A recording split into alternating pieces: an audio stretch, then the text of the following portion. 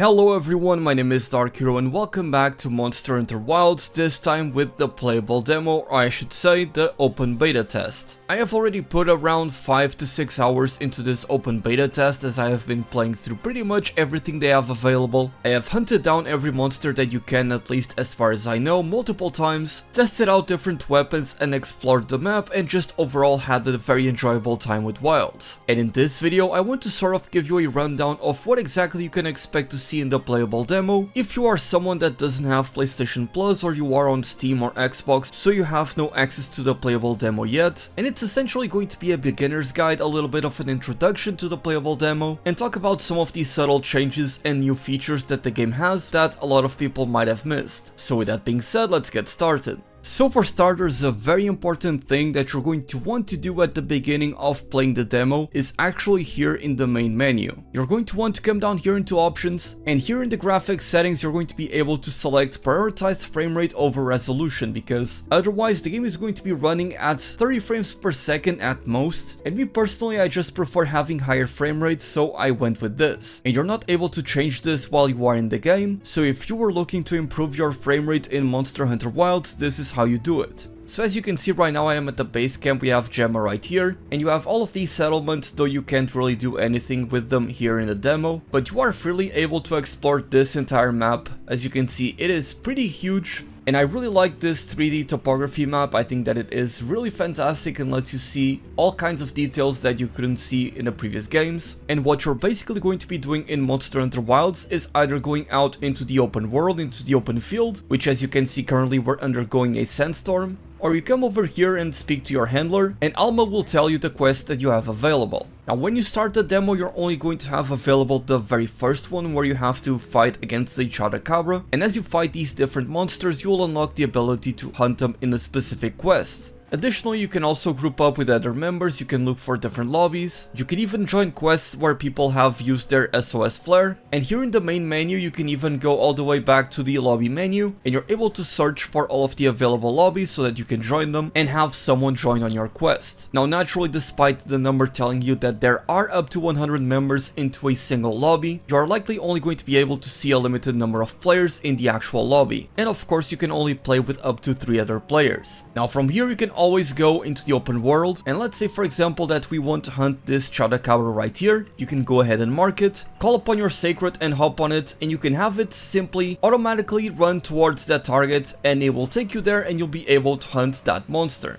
Another very important thing that you can see on the map is that with the different environmental changes, you're able to see a list of all of the upcoming events that you're going to be able to experience in the game. So for example, right now during the thunderstorm there is the thundering fulgurite emergence, which means that you can go to these areas and you're going to find a surplus of this resource that is only available during the sand time. You can also check out the different monsters that are available, and sometimes on the right they will have question marks with a glowing icon, which means that they can have even more rare drops, such as Chotacabra's final item. They also get a strength rating, meaning that some of these monsters are going to be more powerful than others, and again you can check the different kinds of things that are now available given the current environment that is available in the game, and you can even see the forecast for what is going to show up after some time passes in the game. And as we can see, Raidao is about to show up as well. And you don't even need to start a quest or anything, you can simply run up to this Chotacabra and perform a sneak attack to deal extra damage, like so. And as you deal damage to this Chotacabra, you're actually going to start a quest. As you see right there, begin quest, you now have begun a quest against this Chotacabra, even though you didn't really accept any quest before going up to it. And now that we're up against this Chotacabra, let me show you the wounding system, which I know a lot of players were confused about.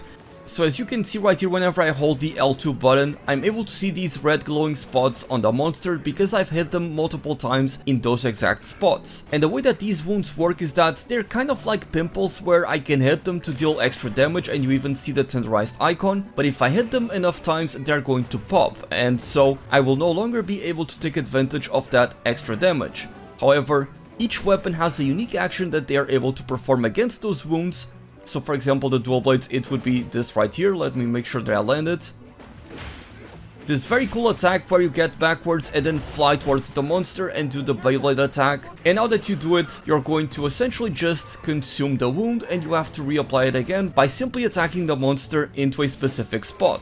So it is a very simple system, though it has some depth to it, where whenever you apply the wounds, you'd want to hit them a bunch of times to deal more damage, but also you don't want to hit the wound too many times to pop it, because you do want to use the special attack, that is the focus strike, because that is going to deal a lot more damage.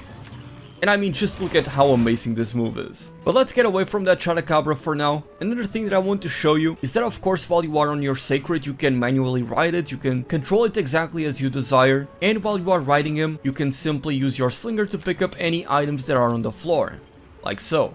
So this is of course very useful for you to be able to gather stuff, especially while you have the Sacred auto-targeting something, and you can for example sharpen your weapon on your way there, and of course you can even do it mid-combat, so you can call upon your Sacred, wait for him to come, and then you sharpen your weapon or consume a potion, and because you're going to be riding him, you're going to be much safer. Just keep in mind that it takes a little bit of time for the Sacred to catch up and get close to you, so it's not necessarily a get out of jail free card. Now another thing that I want to show you here in the demo that is really cool is of course the new feature, the pop-up camps. So when analyzing this map, as you can see on this menu right here, I'm able to press right on the D-pad and that is going to open up this menu, and I can highlight all kinds of different things for me to go and pick up. If I want to get a specific material, I'm able to highlight the special environmental things, and I'm also able to analyze the monster threat level, and I can filter it on and off.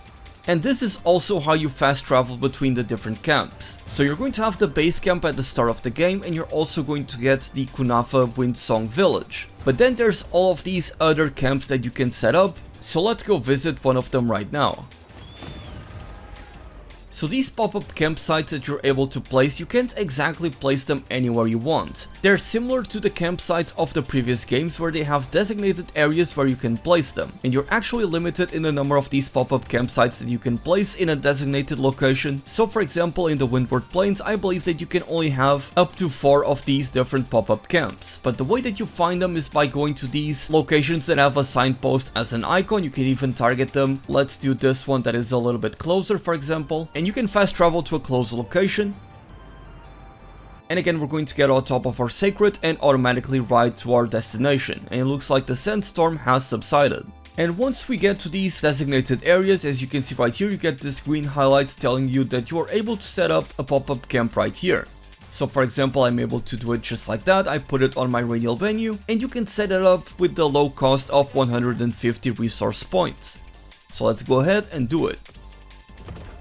Now something to pay attention is that when I was placing this pop-up camp, it stated that it was an unsecure location. From what I found, each of these pop-up camp locations are going to have a rating of safety, with some being more secure than others depending on the location you're in, but also because of the environmental hazards. So for example, there is this one pop-up camp that you can place here in the Oasis, and for the most part it is a secure location. However, when the sandstorm rolls in and Raidao shows up, it actually stops being a safe location and becomes not an unsafe location but actually a dangerous location, which means that this camp is actually very likely to be broken down by a monster. And I actually do believe that there is a camp around here that I have broken somewhere, so you kind of have to manage which locations you want to have so that you can fast travel between them. So for example, there's really not much sense in having this one right here when I already have the base camp right here. So it would be much more beneficial for me to, for example, remove the Area 9 Lookout Hill, for example, and replace it with this one on Area 10. And when these locations end up being broken, these pop-up camps, you're going to need to talk to one of these pop-up camps professionals, or professionals I should say, and you're going to need to have them fixed. Or if you want to get an additional camp, but you are already at the limit, you're going to need to talk to them and have them remove that camp for you. My current favorite pop-up camps are definitely this one right here on Area 6, because it is very hidden, so it is very safe and is always very close to a lot of monsters. And I also like this one a lot on Area 16, because it is close to where Raidao tends to appear, and again is not at the risk of actually being destroyed. And once the game fully releases, this pop-up camp has the added benefit of being close to all of these resource nodes that you're able to collect, so you're going to gain a lot of benefit from having a pop-up camp very close to this. Now you might notice there on the right side of the screen the environment overview, And naturally, as you explore the vast windward plains, we cannot forget about a very key habit in Monster Hunter, and that is of course to eat before you go on a hunt. However, this time, because the hunts are now on this open world like space, you can actually have one of these meals last for multiple different hunts. Because when we go, for example, here to the recommended meal, you can see that the meat is going to give us additional health and stamina, but we get some additional buffs and we also get additional attack. And by adding these two ingredients, the Drool Shroom and the Eastern Honey, we're able to get a couple of food skills, but on top of that, we're also able to extend the duration of the food buff, because now the food buffs that you get from cooking a meal are actually going to take effect for a long period of time. It's not going to affect a single hunt. As you can see right there on the top right corner of the screen, there's an effect duration of 50 seconds because it's by default 30 minutes, and we add extra 20 minutes by having the Drool Shroom. So we're going to go ahead and cook this, and look at that beautiful cutscene. And now for the next 15 minutes, we're going to be able to enjoy the benefits of this buff. I wish he would say so tasty at the end. Another thing that you might have noticed throughout the video is these pop-ups on the right corner of the screen saying environmental overview. They simply let you know that a monster has shown up or a monster has left, which was a feature that was already present in Monster Hunter World. But of course, if you're ever in doubt, you can always check the environmental overview, see what exactly are the active monsters around and if there are any active events. And as you can see right here, the active event is the mining outcrop upsurge. So if this were the full game, I would definitely fast travel to this campsite right here and I would reap so many rewards from this. And actually, because I started attacking that Chupacabra, I am currently still on that same quest. So do remember to go ahead and abandon or return from quest if you do not wish to proceed with the rest of the quest and simply want to explore the rest of the map. Now, before I partake on a more difficult hunt and show you a couple more things, another thing of course that you can do while on top of your sacred is naturally to swap between different weapons that you might have equipped, because now you can carry up to 2 of them. And as you can see right here, I have equipped the dual blades and the hunting horn. You do this by simply pressing the right button on the D-pad, and as you can see, it is very seamless. You're totally capable of doing this in the middle of the quest. Simply call upon your sacred, and once you're on top of the sacred, press the right button on the D-pad and there you go. As simple as that. That being said, on the other hand, if you press the left button of the D-pad, you're going to be bringing up the supply items that are going to be stocked on the sacred inventory. You get these as you are hunting a monster on an actual quest. Again, it doesn't really matter how you actually start the quest. You can go ahead and talk to Alma to get a quest, or you can simply run up to one of these monsters and start attacking them. And another very cool feature that I think is very subtle but very good is that you can now actually see the duration of all of the buffs that you have currently equipped. Ooh, that's a lot of rewards for a single Chupacabra.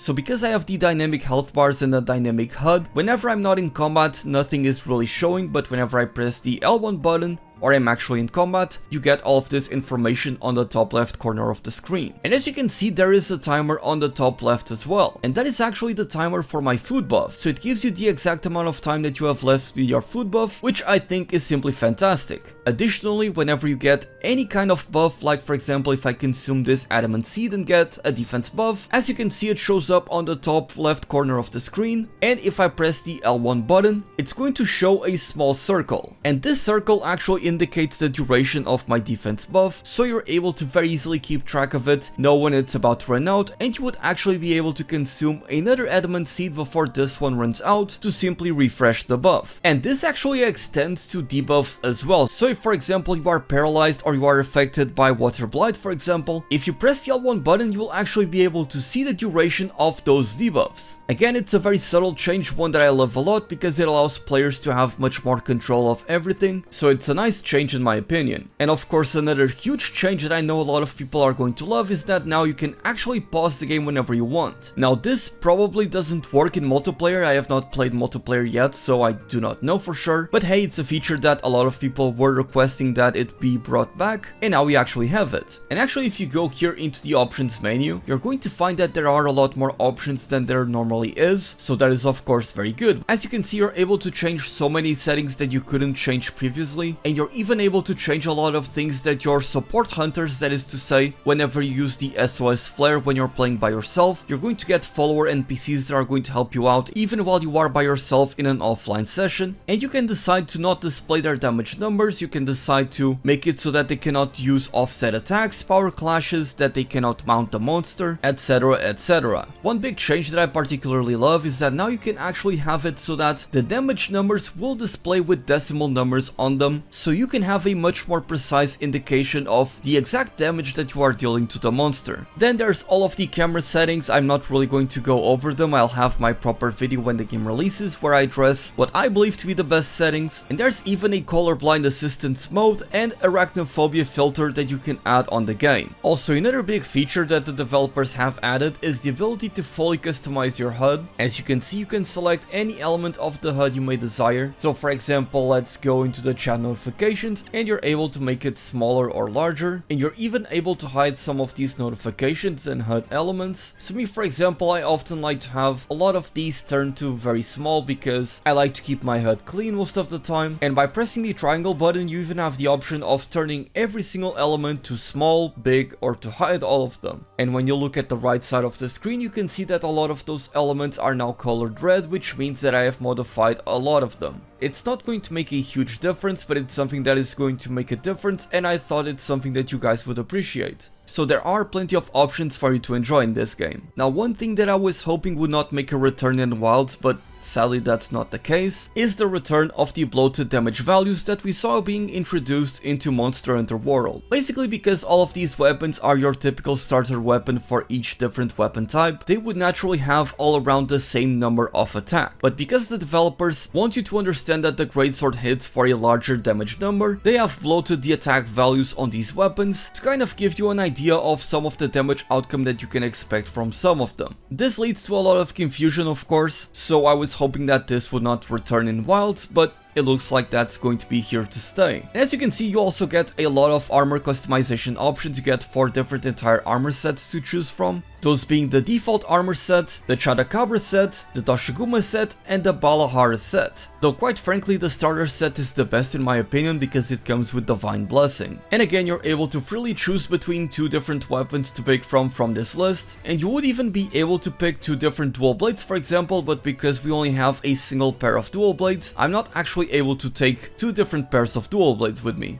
Oh, look at those rewards for Doshiguma. That's actually very good. But before the food buff runs out, let's actually go over here to Alma and let's post a raid out quest. And as you can see, you can actually select the departure points depending on the pop-up camps that you have set up. So I'm going to start in area 9, that is very close to where raid out tends to be. You have the option of posting the quest and preparing beforehand. So right now I posted the quest, but I don't actually go onto the quest itself right away. But if I select to open up this window, it's very much like the previous games, you're able to go right away.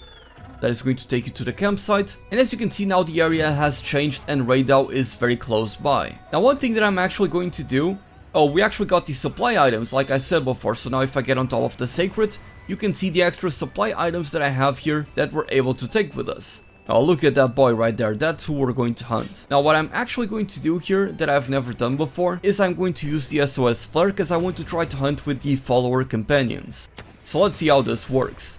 And it looks like the support hunter Olivia has actually joined us already, and now we're getting support hunter Rosso as well. So yeah, it looks like this works pretty well. You just pop the SOS flare and you're able to get all of these hunters to help you out. And it looks like this is going to work as expected, where if you have 3 players, none of you gets the Palico to accompany you, which is understandable. It will definitely get very hectic. Now one thing to keep in mind, a lot of people were kind of hating on the idea of the Palicos now being able to speak, and that's actually that you can actively change multiple times in the game, not only when you create your Palico, but when you create your Palico for the first time, you're actually able to select 2 different kinds of voices for the Palico, and you're also able to change the pitch of the voice of the Palico. Ooh, I got hit there.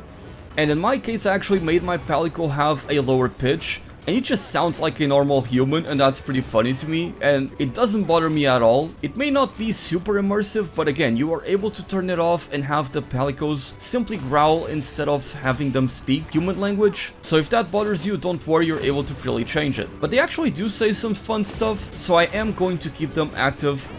So I do recognize Olivia.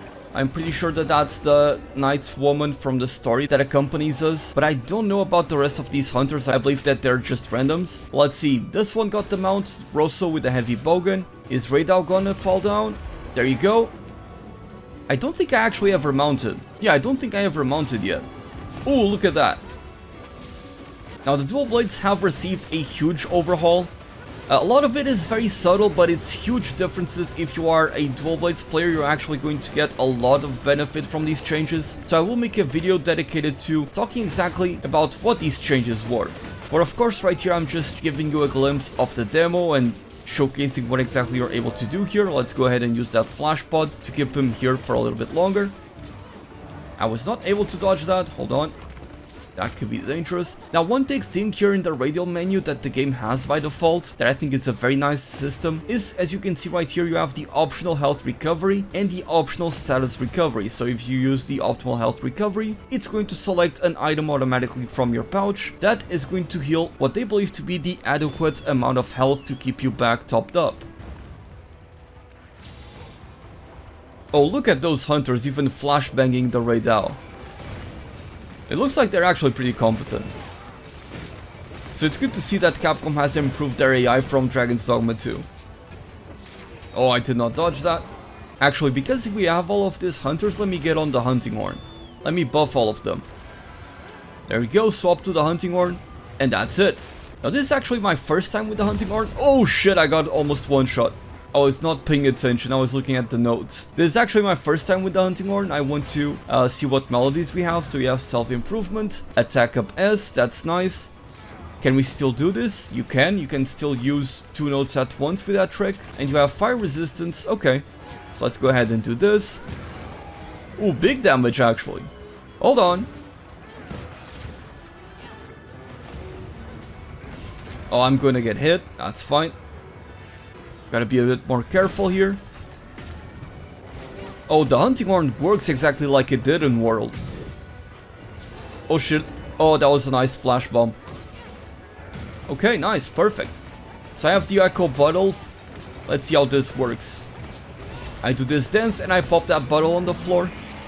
I'll need to learn a bit more about the hunting horn. Definitely need to read up the notes.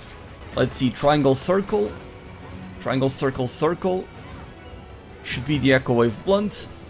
You can still do the stabby attack as a shortcut. He's gonna fire the rail cannon. Look at that. I go for the circle.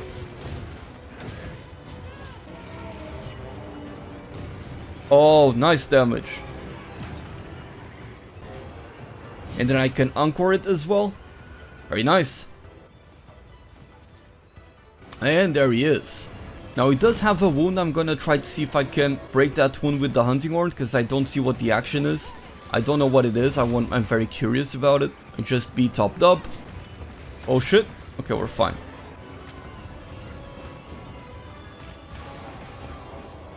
Ooh, the pitfall as well. Amazing. Let me put this down. Echo bubble. So if I R2 now, get the sonic waves. Let me get close to the face. Oh, look at that damage. Now let's go for the encore. Brilliant. And as you can see right there on the top left corner of the screen, you can see the exact duration for the attack buff that it's about to run out. So I'm going to already be queuing it up, so that before it even runs out, I have already applied the attack buff once again to refresh the duration. And now we're running after Raydal.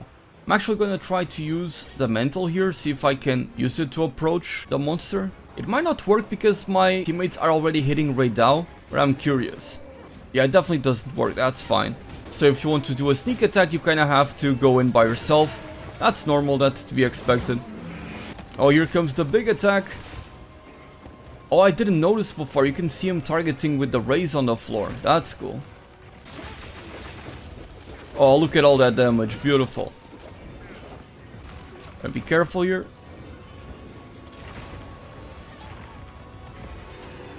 Gotta go ahead and try to pop this wound real quick. Oh, I missed it, hold on. There you go. Look at that, beautiful. Oh man, that's such a cool animation. And again, you can also use the focus camera to retarget yourself so that you can aim to a different position. Oof, that was very close. So it's not as easy to do it with, for example, as you can do it with the greatsword. Speaking of which, having a greatsword here would be phenomenal. Gonna place down a couple of bombs as well. Oh, I see that they have already placed bombs as well. Now, how do you throw the barrel bomb exactly? Is it like this, maybe? No, it's not like this. Pick it up. Oh, that's how you do it. Okay, I'm sorry, guys. Oh! Okay, that was a fail. Well, live and learn, I guess.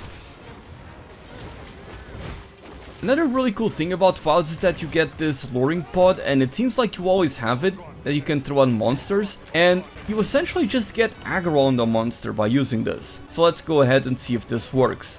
Yeah, as you can see now, there is a red line between me and Raidao, and he's just targeting me.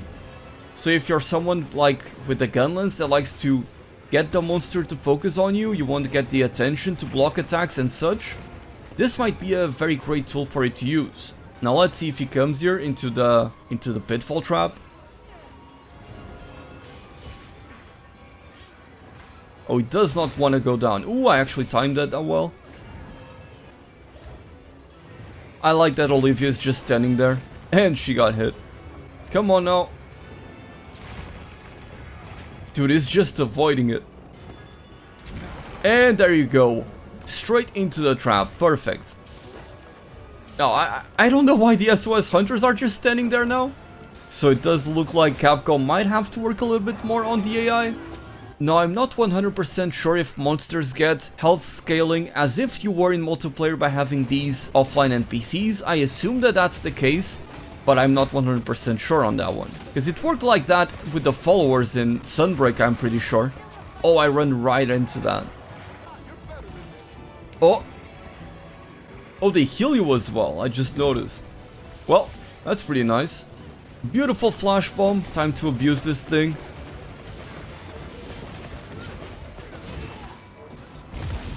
Oh, we barely dodged that, nice. Oh man, they did such a great job with the dual blades, this thing is amazing.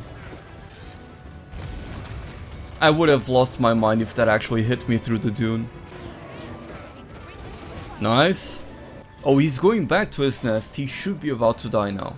I've actually not tried to capture any single monster, but I just used my pitfall trap, so I don't think I can capture him. And I don't even think I have tranquilizers with me. But I can actually take all of these resources from my sacred pouch. I gathered some materials too.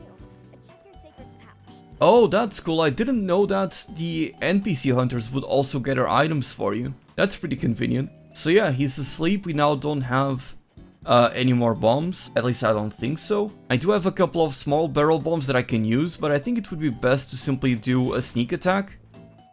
Can I not do it while he's asleep? Oh, I guess you can only use the sneak attack while you are initiating a hunt. That's interesting. Well done.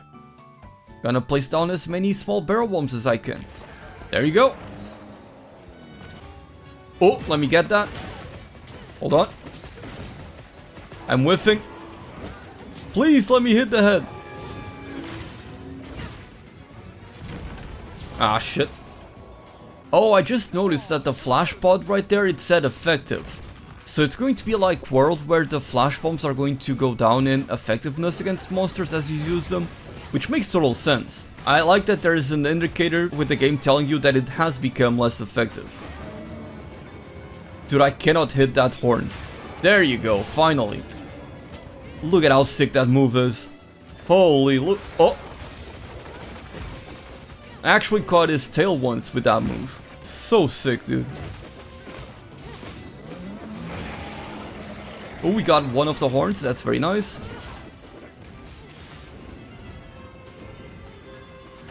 Oh, straight into the pitfall trap. You're not getting up after this. Ah, never mind, I lied. Come on. Should be almost dead now. Oh, I see a wound there. Let me get it. I'm still not used to the actual... Oh, we broke the wound. I'm still not used to the actual having to hold L2 and press R1 to get that attack off. It doesn't feel very natural, but I'm sure that I'll get the hang of it. I mean, this is still day 1 of only playing this for about 5-6 hours. There you go, perfect dodge. There you go, finally. That was fun. I enjoyed playing with these NPC hunters. I wish you could customize them, maybe you can in the full game, that would be really fun. And look at this, you can now be on top of the carcass as well. And also you can end the quest timer immediately, which is a very nice quality of life change, because it was one of the most popular mods for World. But yeah, hopefully you enjoyed this video and found some new things that you didn't know about Monster Hunter Wilds, and if you are planning on playing the demo, I hope you have as much fun with it as I am having right now. I'm going to be testing out every single weapon in the game, seeing all of the changes, and seeing how I fare with each weapon against Raidao, so if you want to see that type of content, please subscribe to the channel. With that being said, my name is Dark Hero, and thank you all so much for watching, and as always, happy hunting!